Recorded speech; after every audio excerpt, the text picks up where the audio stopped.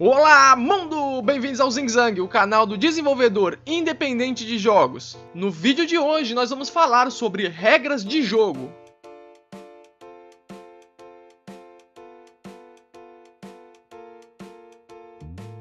O propósito desse vídeo não é tratar de regras como um produto, mas sim fazer uma separação entre regras e tema. Mas antes, vamos entender um pouco melhor o que são regras. Por definição, vamos concordar que regra, nesse caso, é uma norma pré-estabelecida pelo desenvolvedor e ou participantes do jogo. Logo, podemos concluir que tudo aquilo que constitui a estruturação do nosso jogo em sua abstração mais matemática são regras. Muitos podem imaginar que regras são apenas setas que apontam a um objetivo central.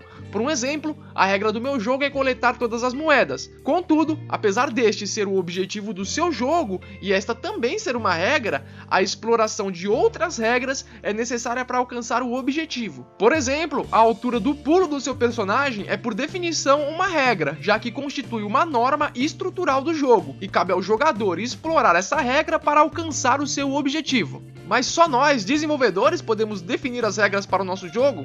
Não, como eu disse anteriormente, as regras também podem ser definidas pelos participantes do jogo. E esse é um segundo tipo de regras, que aqui nós vamos chamar de regras de decorrência, que por sua vez são regras silenciosamente firmadas entre os participantes. Ou parafraseando, regras que concordamos entre nós, mesmo que não verbalizemos elas.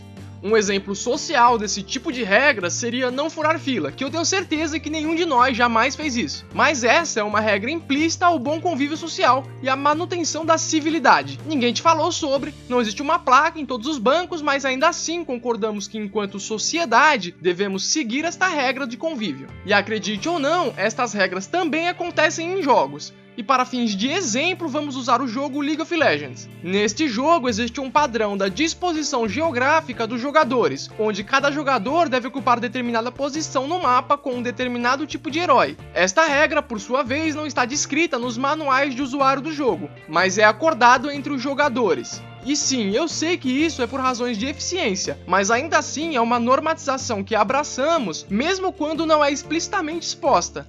Esse tipo de regras, no geral, se aplica a jogos online, mas devem ser levadas em consideração na hora de projetar o seu jogo, pois apesar de não serem uma obrigatoriedade, podem determinar uma tendência positiva ao seu jogo, que pode ser posteriormente fortificada pelos desenvolvedores. E agora que definimos o que são regras, eu vou deixar um debate com vocês. Seria possível fazer um jogo que não esteja limitado por regras, ou seja, com a ausência delas? Sejam educados uns com os outros e partam do princípio que todos estamos errados. Enfim, o grande motivo de toda essa explicação é: o seu jogo é feito de regras e não de animações 3D. E esta é a separação vital que devemos fazer entre representação e regras. Representação, no caso de jogos, é a forma na qual decidimos apresentar nosso produto visualmente. E regras são as leis que regem o uso desse produto. Logo, quando falamos em jogos, o tema do jogo raramente é um alicerce fundamental para a sustentação das regras. Podemos ainda fazer referência ao campo da arte, onde tudo se resume ao traço. Um desenho com bons traços pode sobreviver, mesmo que sem cores. Já um desenho com traços ruins não sobreviverá, mesmo que pintado.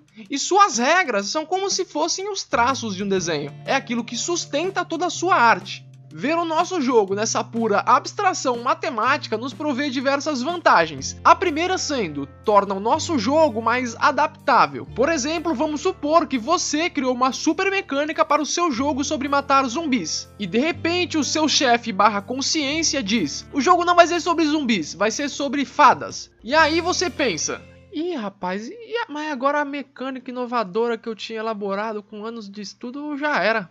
Não tem mais, acabou.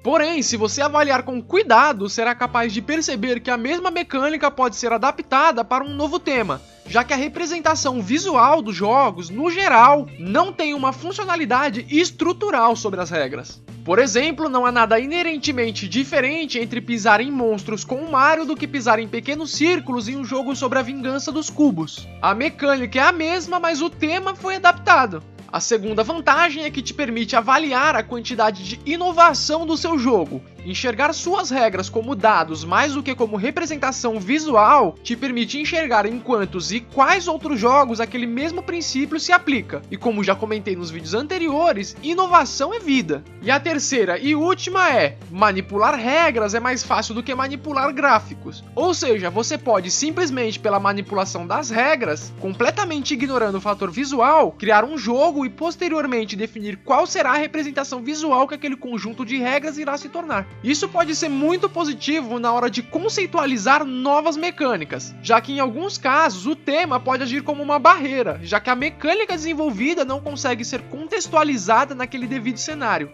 Não se esqueça de compartilhar o vídeo e deixar aí nos comentários o assunto que você quer ver aqui no Zing Zang. Inscreva-se no canal, aperta o dedo verde, ponto e vírgula e tchau!